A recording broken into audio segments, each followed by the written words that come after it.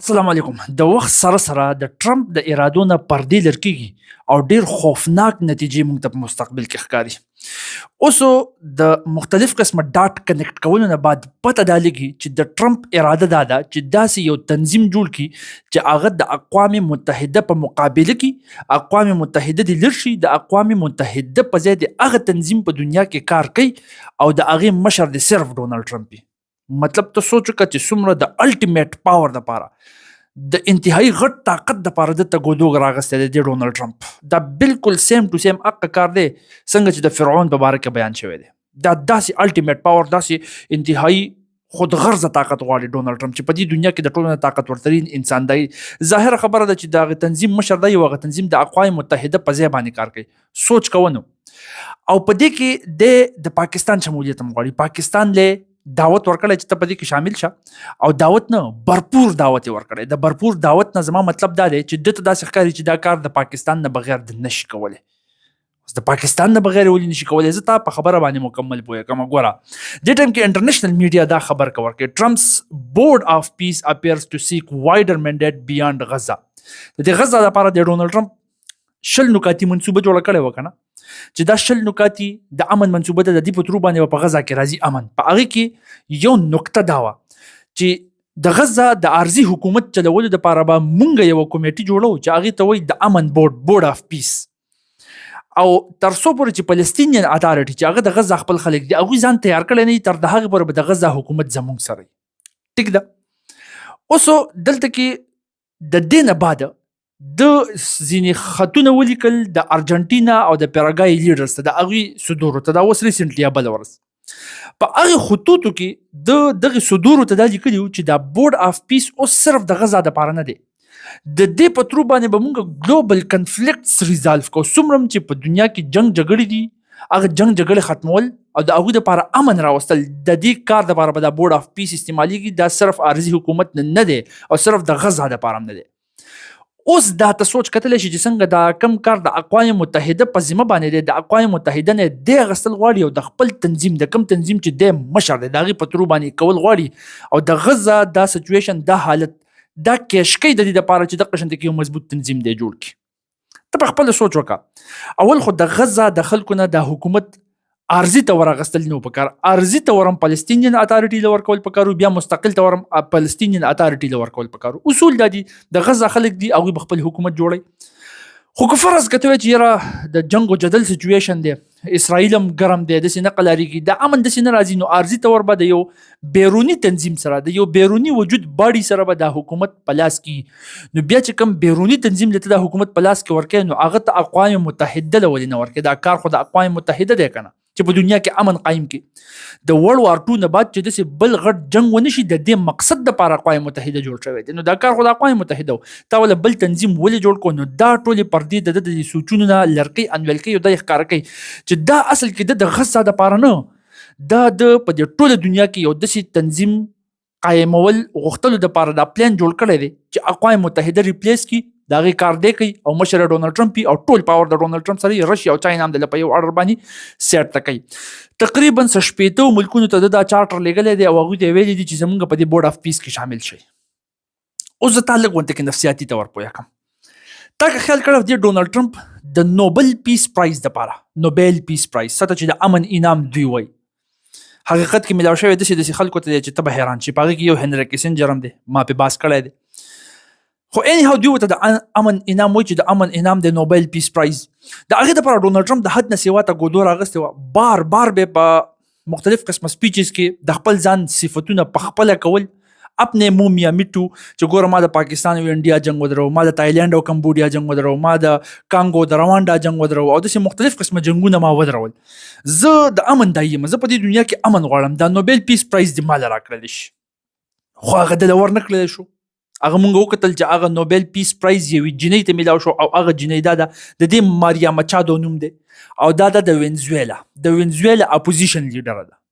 ټیک شو. ښه اوس دا خبره لږ سیټ ته کېده او د وینزویلا د حالت د سچویشن ته راتاو شه. په وینزویلا کې اوس ریسنټلی تا ته پته ده د تیلو په سر باندې یوه لانجه د امریکې جوړه شوې وه د وینزویلا د صدر د مادورو سره. چې ته د چاینا په ترو باندې دا تیل یو بنایس کې زموږ خلاف استعمالېږي او دلته کې زموږ خلاف پوره یو نریټیو جوړیږي او د امریکا کمزوري کولی شي هغه ټول باس موږ کړی دی الریډي د دې بیا یو اپریشن وکړو اپریشن ابسولوټ ریزالو او د هغوی د ملک نه د هغوی صدر مادورو راوچت کو نیکولس مادورو یې راوچت کو هغه وتښتو اوسو چې کله هغه وتښتو دا اپریشن ابسولوټ ریزالو دا کار د اپوزیشن والا سلیبریټ کړو د خلکو سلیبریټ کړو چې اوس به صحیح جمهوریت په وینزویلا کې راځي د دې مطلب دا چې دوی بالکل د امریکای په طرف او د دې امید دا د دې خزي امید دا چې اوس به د وینزویلا د مشري د صدارت د ډونالد ټرمپ د امریکا مونږ ته په حواله کوي خو خبرې کار سو شو کار داسې وشو چې دغه ځای کې چې کوم نائب صدر ده د نیکولس مادورو د پارټۍ ده کوم چې سوشلیست اقتصاد ساتي دغه د پارټۍ ده رودریګیز دا جنۍ دا نائب صدر و ډونالد ټرمپ وی چې موږ به د دې سره تعاون کوو د دې سره کوآپریشن کوو او چې کوم اپوزیشن دي دا یادول ماریا مچادو یادول چې کوم اپوزیشن دي دا دومره فیمس نه دي دوی وینزویلا نشي کنټرول کولی لہذا موږ به د دوی سره تعاون کوو دوی ته وایو چې سم کار کوو که سم کار نه کوي بیا به ستام خیر نه یو قسم له ولې دمکي ورکړله او مطلب دا و چې اوس به نګران صدر دا شي او عرضي طور به یو قسم له د وینزویلا حکومت زموږ په لاس کې هغې باندې موږ مکمل باس کړی دی اوس دا حیران شوله چې یاره موږ خو د امریکې د هغوی د جمهوریت چې کومه وینا ده د هغې په حق کې چې هغې دوی چې کوم اپریشن وکړو دوی پې بیا هم تنقید وکړو چې دا یې د وینزویلا سوورنټي وایولېټ کړله موږ هغه تنقید هم ونه کړو موږ د دې صفت هم وکړو بیا هم ډونالډ ټرمپ د زه یاده نه کړم چې یاره دا صدارت دې له ورکول پکار دي دې ته دا احساس وشو چې جوړې ډونالډ ټرمپ په نوبل پیس پرایز باندې کېله شوی دی ځکه خو دې ته میلاو شوی دته خو میلاو شوی نه دې څه چل وکړو دې ټیکټ راواغستو په جاز کې کېناسته درونو لاړه د ډونالډ ټرمپ خواله او د ځان سره خپل نوبل پیس پرایز هم ویوړو او سی وی ډونالډ ټرمپ ته وی دی خو وګوره ټو پریزیډنټ ډونالډ جی ټرمپ چې دا خپل نوبل پیس پرایز زه تا ته پریزنټ کوم تاله په تحفه کې در کوم تا ته په حواله کوم او هغه مو ته ظالم بچی داسې خاندلي لکه مداري چې شادو ته وخاندي د ظالم بچی داسې درته نه میلاوېدو په زور دی زنانه نه واغستو نو او ظاهر خبره دی خو ګرځېدو په نوبل پیس پرایز پسې دی خوشحاله شو او دی دا غوښتلم چې دی خوشحاله شي نو کېدی شي د وینزویلا صدارت ما له راکړي اوس په هغې باندې چې کوم نوبل کمیټي ده څوک چې نوبل پیس پرایز ورکوي دا نوبل انعام ورکوي هغوی خو خپل سټانس کلیر کړو چې داسې کار دی چې دا یو انعام دی دا به مونږ ډیسایډ کړو چې چا له ورکوو لہذا دا که مونږ د چا ته په حواله کو دا پرایز او هغې په خپله بل چاته په حواله کوي دلته چې زموږ څه کوم ریکارډ بک دی په دې کې به د دقې نومې چاته چې موږ په حواله کړی نه کې به د هغه نومې چې دوی چاته په حواله کړي مطلب ډونالډ ټرمپ ته دا نه دی میلاو شوی هغه خپل سټانس کلیر کو خو بیا هم ډونالډ ټرمپ خاندلي چې ما ته په سناست طریقه باندې خو شی راورسېدو نوبل پیس پرایز خو راورسېدو اوس دا دې خبرې نه زما مقصد صرف دا دی چې ته د دغو لږه کتلی شي چې دې ډونالډ ټرمپ په نوبل پیس پرایز پسې تګودو سټرګل منډې ترلې دا څومره وکړلې اوس ولې وجه څه ده چې دی خامخا دا نوبل پیس پرایز غواړي دا صرف دا کول غواړي چې دی وایي چې زما داسې امیج جوړ شي که نه په دې دنیا کې زما د خلکو په ذهن کې دا تصویر داسې جوړ شي زما کریډیبیلیټي زما سټیټس داسې جوړ شي چې د خلکو په ذهنونو کې دا کینی خپوخ چې او بالکل دی د امن دایي دی چې ونس دا وشو نو د اقوام متحده په ځای باندې چې زه بیا کله بورډ اف پیس جوړ کړم که نه چې دا د امن دپاره مونږ کار کوو په ټوله دنیا کې نو ملکونه هم زما سره یو ځای کېدی شي او د ملکونو عوام هم یو ځای کېدی شي داسې خو به زه بورډ اف پیس جوړ کړم کېدی شي د ملکونو حکومتونه ځان سره مجبوره کړم سناسه یو څو زما سره ودرېږي خو باقي بلا تعداد کې ملکونه او بیا په دغه ملکونو کې په بلا تعداد کې عوام هغه زما سره نه ودرېږي نو د خلکو ذهنونه خپل طرف ته مایله کول یو د هغې دپاره لازما دا چې دا نوبل پیس پرایز ماته میلاو شي او په ما باندې ټاپه دا ولګي مهر دا ولګي چې او د امن دایي دا دی نو بیا به نفسیاتي طور خلک زما سره یو ځای شي نو بیا به څه چل وشي د اقوام متحده په ځای باندې به زیات باور خلک زما په تنظیم کې خلک به زما تنظیم کې شاملېدل شروع شي د دې د وجې نه به تا کتلي مې چې د خپل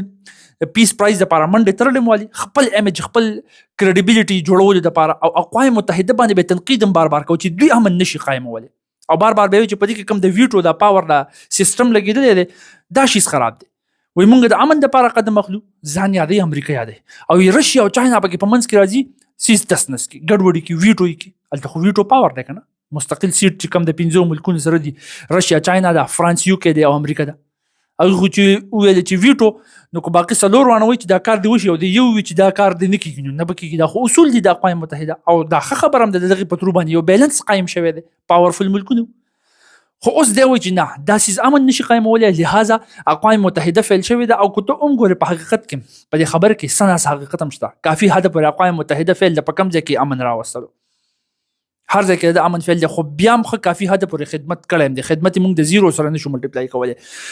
نو دی وایي چې د دې په بدل کې چې زما دا امیج جوړو د خلکو په دې ذهنونو کې دا کریډیبیلیټي دا سټیټس برقرار شو اوخته په دنیا کې، زما په دې تنظیم باندې به خلک یقین شروع کول شروع کړي، د کریډیبیلیټي د امیج د اقوام متحده دا به زه وغورځوم، نو ملکونه به زما په دې تنظیم کې شاملېدل شروع شي.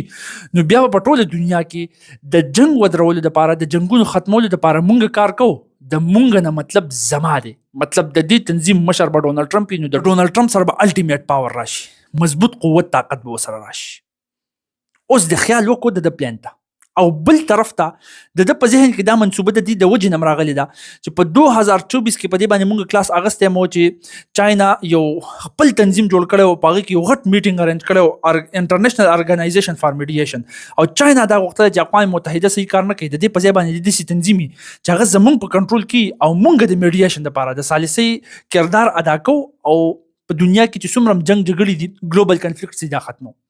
د سوچ کړی دی چې یاره چاینا په دې کې تګودو کوي او دنیا رو د چاینا سره یو ځای کېږي. چاینا کې خو صحیح جمهوریت هم نشته، په چاینا کې خو چې یو کم کس پریزیډنټ دی د هغه سره ټول پاور دی. نو که فرض که چاینا په دنیا کې داسې تنظیم جوړولو کې کامیاب شو چې هغه د اقوام متحده مقابله کوي، خلک په هغه باندې باور شروع کړي، نو چاینا به د ټولو نه مخکې شي، او په چاینا کې چې کم صدر دی هغه به د ټولو نه مخکې شي، ټول طاقت به د هغه لاسه لاړ شي. نو دا شیز مونږ ولې نه کوو چې د چاینا نه مونږ مخکې لاړ شو، او په مونږ کې بیا زه مخکې لاړ شم، ټول طاقت زما لاس ته راشي. په دې وجه باندې دا تګودو راغستی او پوره پلان یې تیار کړی، هلته د غزه دپاره بورډ اف پیس جوړ کو، 20 نکاتي منصوبه جوړ کړله، او بیا دنیا ته ویل چې دا خو د ټولې دنیا دپاره په ټوله دنیا کې چې کوم ګلوبل کنفلیکټس دي هغې د ختمولو دپاره کار کوي، او د خپل نوبل پیس پرایز دپاره منډې تړلې ووالې چې ورته میلاو نه شو. نو انډایرکټلی یو قسم لا د وینزویلا اپوزیشن لیډر لږه پرشرایز کړه، هغې وله په خپله راوړو او په لاس کې وله نوبل پیس پرایز ورکړو چې دا ته واله. نو دا تا ته د ارادې ښکاري. اوس چې د کوم بورډ اف پیس جوړ کړی دی که نه، دغو شپېتو ملکونو ته وي چې راشئ شامل شئ په دې کې، نو بلا شی ملکونو په هغې باندې ډېر سخت تنقید کړی دی، او په هغې کې یو دی یورپ. اوس یورپ ډېر زیات غټه معنی لري، ځکه چې اقوام متحده جوړولو کې د ټولو نه غټ کردار د دې یورپ، او په اقوام متحده کې پرمننټ ممبرز دي د یورپ دو ملکونه فرانس او یو کې، نو دا ډېر غټ کردار دی. خو د دقې یورپ سره ریسنټلی د ډونالډ ټرمپ ډېر غټ جړپ راغلی دی، او هغه جړپ رو ورځ ته ورځ سیریس کېږي. نو هغې وایي چې د دې ګلوبل نامز ډونالډ ټرمپ خیال نه ساتي، لهذا د دې ډونالډ ټرمپ خلاف ودرېږه چې څونه ودرېدلی شي. اوس که تا ریسنټلی کتلي د ګرینلینډ په سر باندې ایشو جوړه شوې ده د یورپین کنټري سره، او په هغې باندې بار بار مونږ بحث کړی دی چې یورپ باقاعده خپل فوج لیږلی. تا ته پته شته باقاعده دغې ملکونو خپل فوج ګرینلینډ ته ولېږو چې د امریکن آرمي سره به مقابله کوئ که هغوی حمله وکړله. دا باقاعده د دوی په خپل منځ کې جګړه کېدی شي د یورپ او د امریکې په خپل منځ کې. ډونالډ ټرمپ څه چل وکړو؟ ډونالډ ټرمپ وایي چې داسې کار دی د ګرینلینډ په ایشو چې ما له څوک مخې له راغلل که نه، په هغه باندې به باقي زه ټکسز لګوم. نو په 8 یورپین کنټریز باندې 25% د ټکس اعلان کړی دی، الریډي 10% لګولی دی. دې خو وګوره 10% ټکس یې ولګوئ چې دا به د 1 فروری نه، اوس را روانه 1 فروری ده، د دې نه به اپلای شي. او تقریبا په دې کې 8 ملکونه دي چې هغه د خپل نیټو ممبرز دي، د ډنمارک دی، ناروې د سویډن دی، فرانس دی، جرمني دی، یو کې دی، نیدرلینډ دی او فنلینډ دی. دای پکې منشن کړي دي په دوی باندې 10% ټکس د دوی په سامانونو باندې د 1 فروری نه. خو که بیا هم قلار نه شو، د ګرینلینډ په ایشو باندې ما له مخې له راغلل 25% ټکس خېږم، او هغه وایي چې ګرینلینډ زموږ دپاره اهم دی ځکه چې ما قبضه نه کو، زما مطلب د امریکې په کنټرول کې رانلې، دا د چاینا او د رشیا په کنټرول کې راځي، مونږ ته نیشنل سیکیورټي تھریټ جوړیږي. او په دې باندې ډیټیلډ کلاسز مونږ الریډي اغوستي، هغه ته ګرینلینډ طارق پټان په یوټیوب کې ورکړه، ټول کلاسز به تا ته راواوړي، دا ته کتلی شي. نو یورپین کنټریز خو سره په دې باندې قطعا نه دي رضا چې ډونالډ ټرمپ له مونږ دونه طاقت په لاس کې ورکړو چې د اقوام متحده په مقابله کې د یو تنظیم د هغې مشر دی او هغه په ټوله دنیا کې کار کوي. نو چې یورپ مخالفت کوي، نو بیا نه ښکاري چې دونه په اسانه باندې د دا پلان کامیاب شي. خو اني هاو هغه تګودو خپل برقرار ساتلی دا ورغستې ده. اوس چې کوم د 18 ملکونو له دعوت ورکړی دی که نه، په دې کې د پاکستان له هم دعوت ورکړی چې تم راشه د دې بورډ اف پیس ممبر جوړ شه. اوس تاسو ته ما وایي چې دلې برپور دعوت ورکړی. برپور دعوت مطلب دا چې هغه تا ته دا شوقي چې یاره د پاکستان نه بغیر دی نشي شل کولی، دا بورډ اف پیس دی نشي کامیابولی. اوس څنګه د څنګه د پاکستان نه بغیر د بورډ اف پیس نشي کامیابولی؟ د دې څه ثبوت دی؟ د هغې ثبوت دا دی چې د دې امریکایي خوږ ملګری اسرائیل هغه ډېر انتهایی سخت تنقید په دې باندې وکړو چې ته پاکستان په دې کې څنګه شامل دی. اوس اسرائیل په دې باندې سخت تنقید کوي چې په بورډ اف پیس کې ته پاکستان څنګه شامل دی، او ډونالډ ټرمپ یې پکې بیا هم شاملول غواړي. د دې مطلب دا دی چې ضرورت شته دی د پاکستان. اسرائیل بیا یوازې په دې باندې نه، دغه چې کوم په غزه کې هغوی ایگزیکیوټیو بورډ جوړوي، کوم چې دا غزه چلی، په هغې باندې هم شکایت وکړو چې یاره په دې باندې زما سره مشوره ونه شوله. د ترکي شمولیت هغه مخالفت کړی دی او ترکي له هم دعوت ورکړلی شوی دی. دغه شان د پاکستان هم سخت مخالفت کړی، خو پاکستان هم دعوت ورکړلی شوی دی. نو دا تاته دا شو کوي چې د پاکستان شدید ضرورت دوی محسوسوي په بورډ اف پیس کې. چې کوم علما کونسل دي د پاکستان، هغوی دا وایي چې یاره دا د پاکستان دپاره ښه خبره ده چې دا لاړ شي، د دې په ترو باندې دي دوی د فلسطین مدد وکړي. دا د فلسطین مددګار ثابتېدی شي چې دوی په بورډ اف پیس کې شامل شي. دا طاهر اشرفي صاحب چې دی هغه دا وي. ستاسو خپله خوښه ده، اختلاف هم ورسره کولی شي، اتفاق هم ورسره کولی شي، خو یو خبرې ته پکې البته موږ سوچ کولی شو چې یاره اسرائیل ته پې تکلیف رسي که نه، چې هغه پې تنقید کوي چې پاکستان دې پکې شامل نشي. د دې مطلب دا دی چې کیدای شي د پاکستان د شمولیت نه فلسطین ته څه فایده رسي او د اسرائیل عزایم باندې ضرب لګي. اسرائیل خپل ګول نشي مکمل کولی، ده ته تکلیف رسي. دا موږ ته پته لګي. اوس پاکستان ته څه فایده کیدای شي؟ خبره روانه داسې ده او ښکاري داسې چې پاکستان غواړي چې دی په بورډ اف پیس کې کله شامل شي که نه، او د ډونالډ ټرمپ په حمایت والي. نو د ډونالډ ټرمپ په ترو باندې دی د خپل کشمیر مسله حل کولی شي، کشمیر د انډیا نه اخیستلی شي. او ډونالډ ټرمپ چې کله پاکستان د حمایت وکړي او په بورډ اف پیس جوړولو کې کامیاب کړي، نو ډونالډ ټرمپ بیا د حمایت کوي او په کشمیر اخیستو کې به د پاکستان مدد کوي. نو دا پکې ویل کېږي چې پاکستان له یوه غټه فایده ورکولی شي. خو دلته هم یوه ایشو ده، دلته به هم دواړه سایډونه ګوري، لږ غونته کې به انالایز کې، لږ به پې جوړ سوچ کې. او هغه دا چې د کشمیر په ایشو باندې خو چاینا هم د پاکستان سره ښه جوخ ولاړ دی. د هغې وجه دا ده چې کشمیر د پاکستاني سی پیک آسان دی، سی پیک ته ایشوز نه پیدا کېږي. نو د کشمیر په ایشو باندې به تا کتلی مې په هر پلیټفارم کې چاینا د پاکستان سره ودرېږي.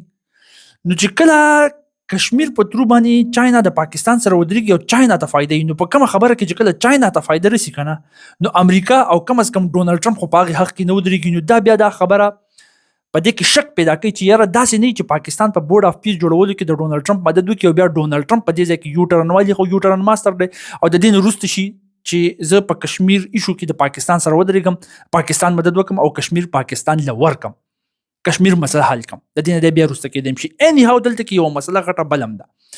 غټه مسله بله دا ده چې ډونالډ ټرمپ ویلي چې په بورډ اف پیس کې څوک پرمننټ ممبرشپ اخلي. څنګه چې پرمننټ ممبرشپ د اقوام متحده دی، ویټو پاور پکې کنه، داسې ډونالډ ټرمپ ویلي چې پرمننټ ممبرشپ څوک اخلي په بورډ اف پیس کې، نو هغه دی $1 پیک، $1 بلین.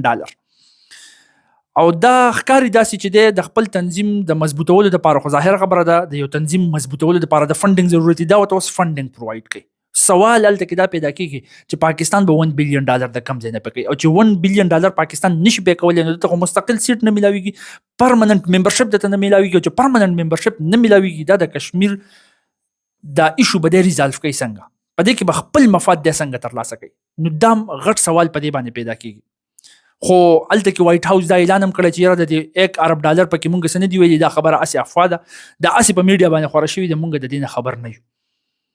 اني هاو هر څه چې هر څه تا ته ما بالکل کرسټل کلیر کړه، مخې ته مې درته کېښودل. سوال په آخره کې ستا نه دا دی چې ته راته ووایه پاکستان له په بورډ اف پیس کې شاملېدل پکار دي که نه دي پکار؟ د دې مخالفت پکار دی او پاکستان ته په دې کې فایده ده که په دې کې غټ نقصان دی؟ په مستقبل کې تا ته پاکستان په کم پوزیشن باندې ښکاري؟ ستا ذهن د دې په باره کې څه وایي؟ د خپل رای اظهار په کمنټ سیکشن کې وکړه. وما علینا الا البلاغ. جزاکم الله خیر واحسن الجزاء.